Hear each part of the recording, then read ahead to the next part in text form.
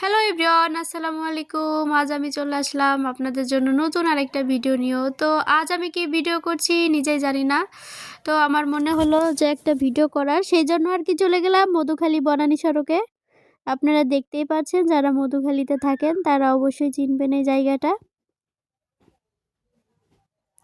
তো দেখতে থাকেন আমি কোথায় যাচ্ছি। আসলে নিজেও জানি না যাচ্ছিটা কোথায়। তো দেখা যাক লাস্টে কোথায় যাই পৌঁছাই। দেখতে থাকেন। আর আমার ভিডিওতে সবাই লাইক কমেন্ট বেশি বেশি করে করেন আর শেয়ারটা বেশি করে করেন। ইনশাল্লাহ আমি আপনাদের সাথে আছি, থাকবো। আর যারা ভাবছেন আমি আপনাদের পোস্টে কোনো লাইক কমেন্ট শেয়ার করছি না, তারা ধৈর্য ধরেন। ইনশাল্লাহ আপনাদের প্রত্যেকটা পোস্টে লাইক কমেন্ট শেয়ার বেশি বেশি করে কমেন্টস করে আসব। তো আপনারা সবাই আমার পাশে থাকবেন। তো দেখতে থাকেন, আমি এই বাসাটার মধ্যে ঢুকে গেলাম। আসলে না বলে ঢুকে নাই, বলেই গিয়েছিলাম।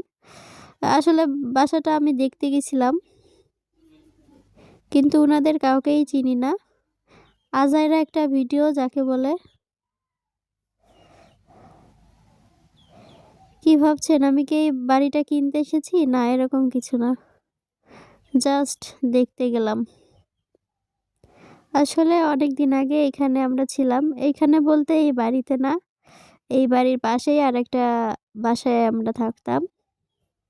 তো সেই জন্যই আর কি আশপাশটা একটু ঘুরে দেখা।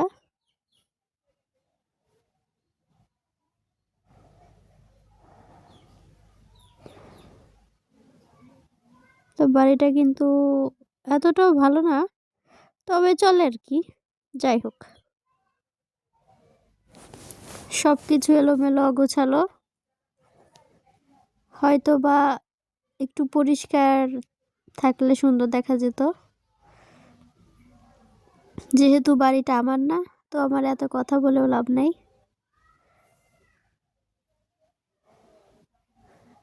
তো চলেন একটু আপনাদের সাথে ছাদে যাই।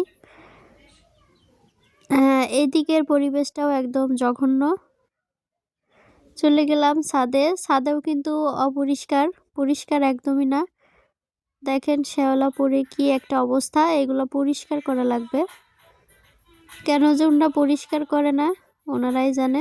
যাই হোক, বাড়িটা তো আর আমার না, এত কিছু বলেও লাভ নেই।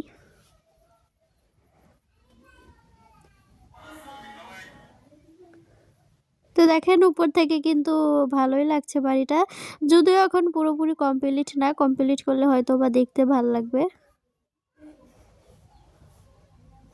তো একটা জিনিস খারাপ লেগেছে কি, মানে ঘরের মধ্যে আপনি ঢোকার সাথে একটা বাথরুম দেখতে পাবেন।